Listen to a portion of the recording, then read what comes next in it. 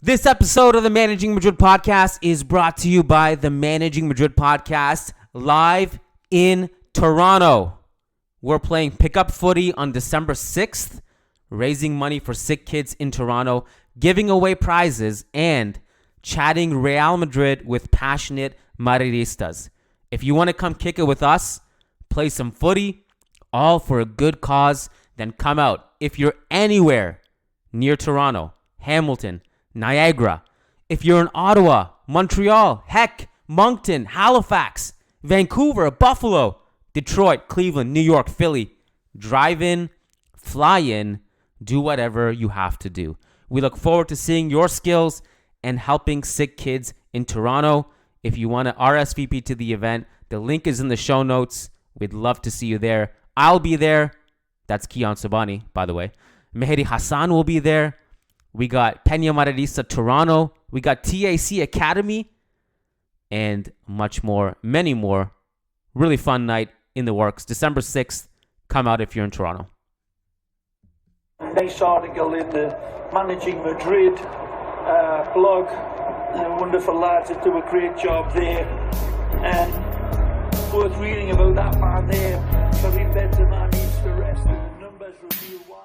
Times ended up almost looking like a 6-3-1. Some very good writing about that on the Managing Madrid website. First-rate podcast as well. Of course, Fede Valverde was a huge part of the equation.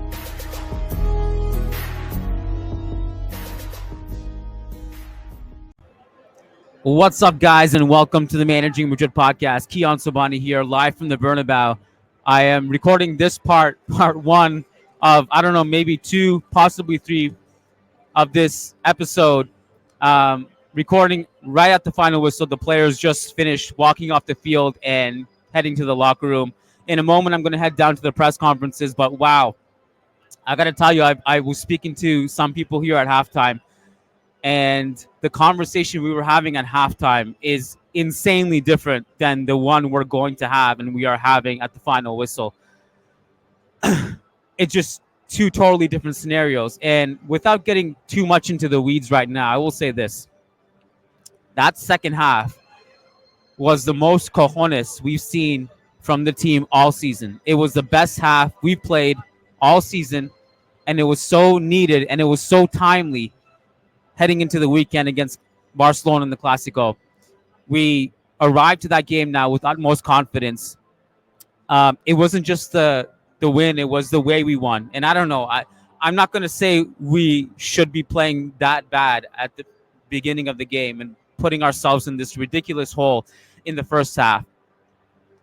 Because I swear, every single Real Madrid game in the Champions League is somehow the same. It's inevitably this game where the team starts poor, 1 goal, 2 goals, you're down.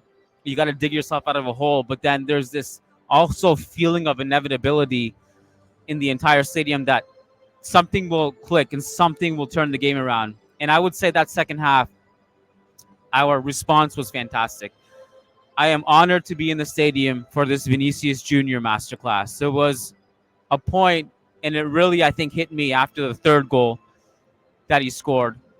It looked like he was going to levitate, like the game was just flowing through him. The whole team, let's be clear, was very poor in the first half. There were a lot of issues. Someone like Lucas Vazquez, who bleeds for the club, you expect so much from him. If not from a performance standpoint, then at least from an effort standpoint, because he's one of us. He grew up in the club. He cares. He's always cared. But to see him being so nonchalant and careless with his tracking and his defense, the poor defense on the left side and the right side, Mendy was not doing much better. And obviously he was actually alone for a lot of the defensive sequences because Modric was not defending much in the left half space. Rüdiger and Militao, I wanted to highlight these guys because I think they have such a difficult task.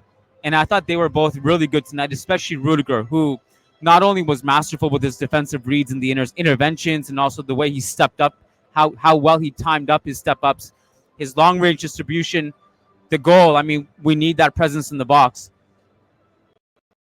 I'm also extra sympathetic to our two center backs because they're left on an island defensively on so many of these sequences. And not only that, but you also can't rest them at all because we have no center backs in the pipeline. So there was just a lot wrong in the first half, not only defensively, but also offensively. A lot of our game plan was just hit a long ball prayer or a switch to one of the forwards peeling off the shoulder of the defensive line that Dortmund had. And there wasn't much else going on. There really, like, if anyone watching that first half can tell me coherently and with a straight face what Real Madrid's plan was, I'm listening. I cannot, for the life of me, actually try to put together what the plan was. There was no coherent plan. There was no identity. Defense was a mess. Offense was very labored and disjointed without a clear direction of what we're supposed to be doing. That second half, there was more purpose. We really pinned Borussia Dortmund. The passing and the suffocation that we brought to the table with our counter press and the waves of momentum, the body language of confidence was just much better. So I got to head down to the press conferences right now. I can't sit here for much longer. I don't want to be late. But I'll be back. Let's take a quick break, and we'll be back in a second here. All right, quick break to relay an important message from our presenting sponsor, Moji Mates. Head on over to moji-mates.com to receive 20% off with the code Clasico 2024. That's right, special discount code, which will be over by the time the Clasico is over. Clasico 2024 for 20% off at checkout. All those cool shirts you see the Managing Madrid podcast hosts wear. My personal favorite is the long black sleeve stuff, and I have a Cristiano Ronaldo one. I have a Gareth Bale one. My kids, their favorite is Zinedine Zidane. They both have a pair of Zinedine Zidane France shirts. Look at this. There's so many cool things, so many shirts, every single legend you can imagine, stuff for your kids, your parents, your wife, your husband, your brother, your sister, etc. They have Halloween stuff in stock right now. Go to moji-mates.com. Use code Clasico 2024 for 20% off, and the coupon is limited per one-time use per customer. So load up the cart. Make sure you take advantage of it. moji-mates.com. Special code Clasico 2024. All right, we found Graham Hunter. Graham Hunter and I wasn't lost. He was. I saw him. I was like, we got to talk to Graham. Graham needs no introduction. Graham and I were having a great conversation just before we hit record, and I thought to myself, this is going to waste because it's only being heard between Graham and I. So why not get Graham's thoughts at the final whistle on the podcast? So this is a special treat. Graham, you and I talked about like the second half. The conversation we had at halftime versus what we had at full time was insanely different, right? I think Madrid genuinely played very badly in the first half, by which I mean that this, even before the remontada, this attitude, this desire that makes this competition special to them was absent. It wasn't that every pass was going astray, it wasn't that Dortmund looked like they'd score at will, but Dortmund, from a cautious, organised, athletic start, with as often as they could, I have to praise Sahin, as often as they could, they had 4, even 5 men forward, because they had both wingers, Malins and Gittins, plus Kisari, plus Brandt, and plus the right back, in a line of 4 or 5, as often as they dare. And eventually they figured out that with them outnumbering Madrid in midfield, they could feed the wingers and go one-on-one with the full-backs. So at that stage, you talked about the difference between what you'd say at half-time and what you say at full-time. The expression I'm happy to use is just about only this club. Do you watch a team playing really beneath themselves and go 2-0 down, nearly 3-0 down, because that's what we focused on, the Courtois save from Brandt and Courtois' fury. Yeah. Only really here do you end up not just with a victory, but something stunning. A hat-trick from the Ballon d'Or winner, because we've known for a long time he will be, and he, in my view, he absolutely deserves it. Yeah.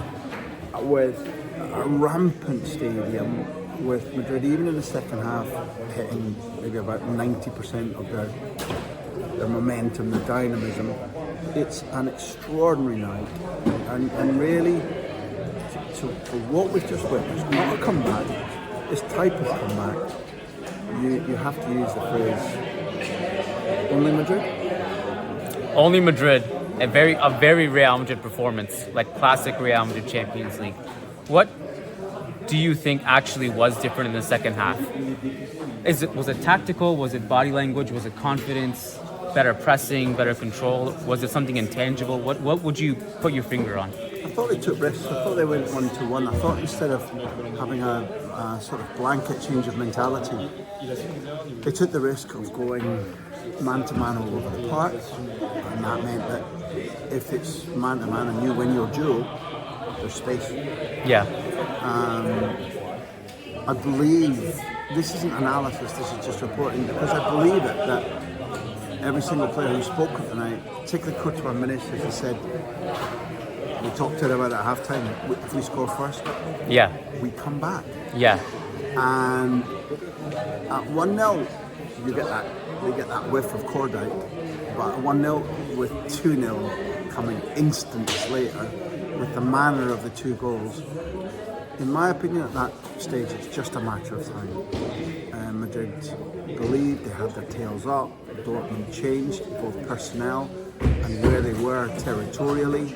They became a little bit hemmed in. They were unable, even though they wanted to try and still get players forward, they weren't able to establish that position, that territorial position. Even though Dortmund made substitutes, I thought athletically and physically they tired, because although Madrid have been missing that diamond sharp crispness in their play, they outlast teams all season, possible exception of conceding 2 to Halves and then conceding late to Athletic. They've outlasted teams and they've scored late, and they did it again. But once Vinicius gets his teeth into our rival, he's literally extraordinary. And I don't know, you'll report this elsewhere in the podcast, but Emilio Butragueño, yes, I saw that. Relatively conservative, historically respected man. Yes. Said sincerely, Vinicius playing like this reminds me of Pelé. Kiyan, bloody hell. Wow. High praise for a lot of people hearing that who are totally underwhelmed about Vinicius winning the Ballon d'Or, saying he's one of the worst, which is just nonsense. Everybody says that as an idiot and shouldn't be allowed to watch football. And that's Completely all I've got to agree. say about that. I don't listen. Have you made that up? No, it's real. I mean, we get some crazy comments on the podcast. The Muppets then. Yeah. So, if you believe that, this podcast is also not for you. I mean, look, he was amazing. I don't know. Last question. That second half from Vinicius, where does it rank among his all-time performances? That's interesting.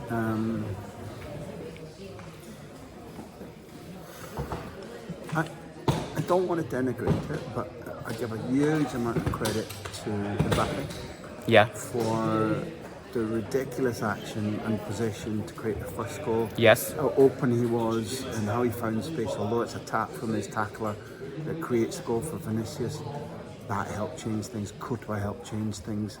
Lucas was at fault for both of Dortmund's goals, and typical Lucas worked and believed and didn't drop confidence or concentration, and played a 1-2 off. I forget which.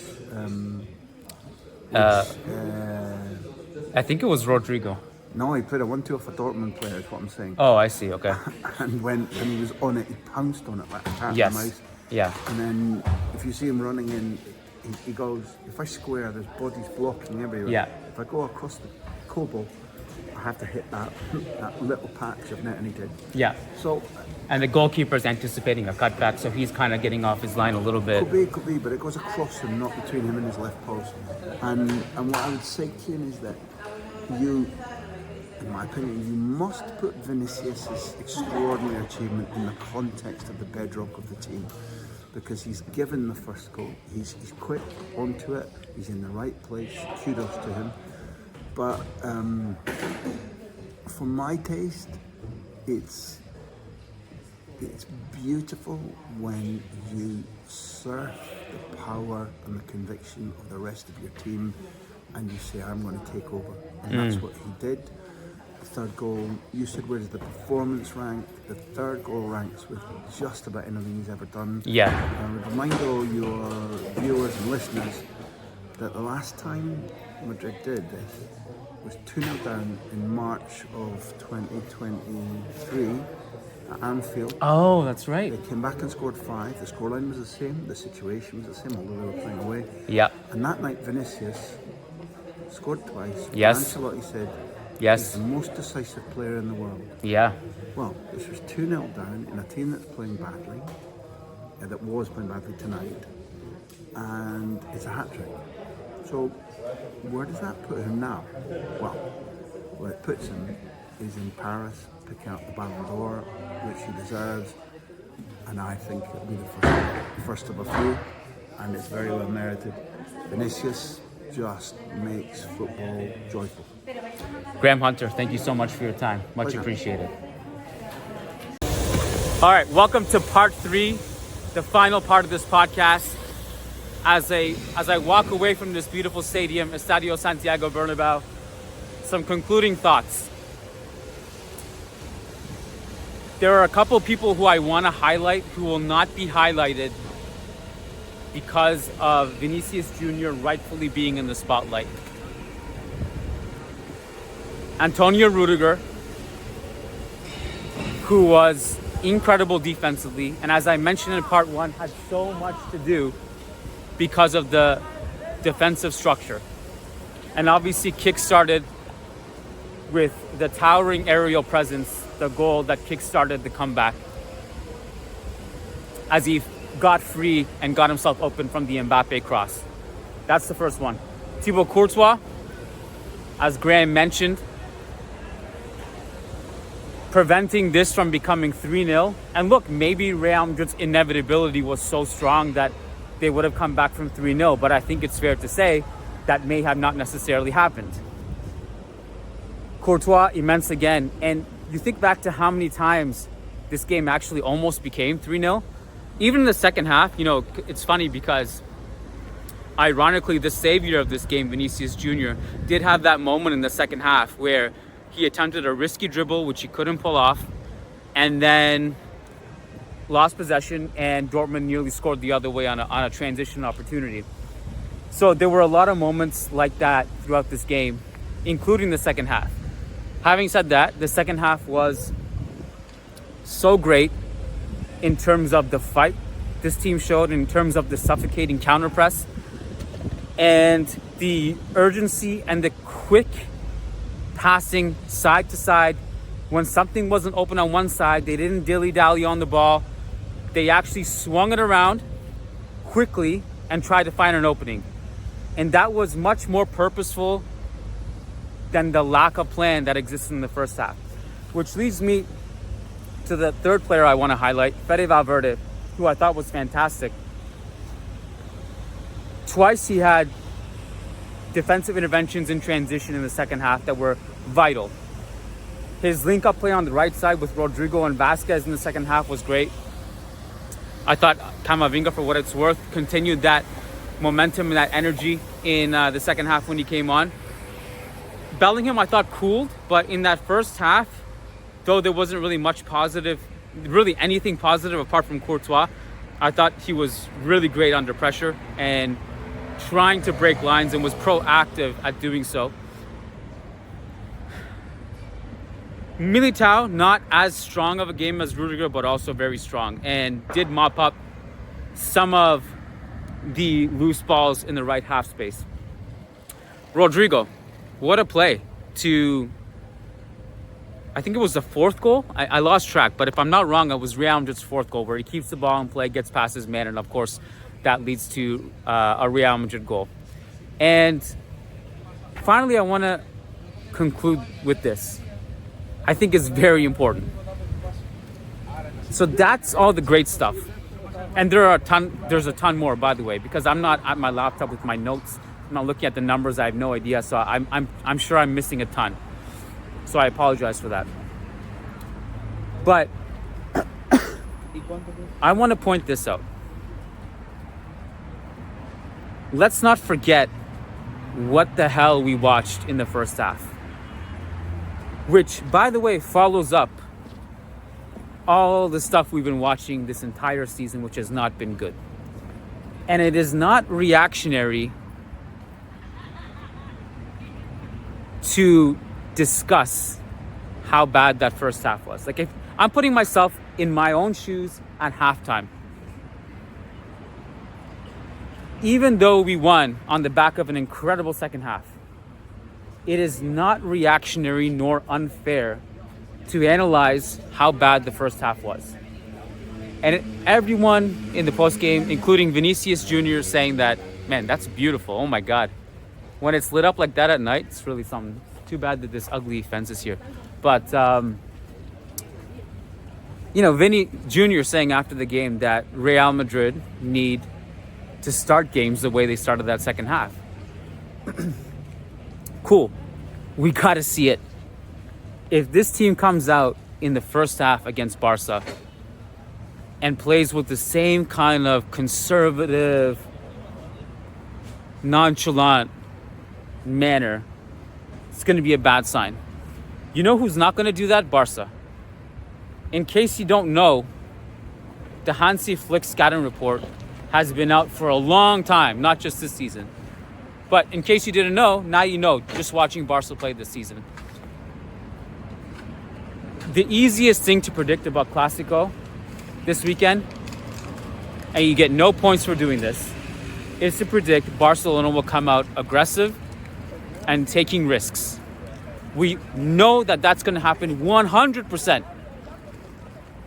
So don't be surprised when that happens. How will Real Madrid react? How will Real Madrid start the game? Because I think one of the problems of saying we should start better, we should start games way better than we have been starting, like the game today, for example. These are just words. We got to see it in practice. Saying we need to start better is something we've been saying actually for years, going back to the Zidane era. Saying we need to be more compact defensively in press conferences, these are just words. We don't need any more press conference quotes. We're maxed out. We don't need to see words. We need to see some action. Let's see how Real Madrid start that game against Barca on Saturday.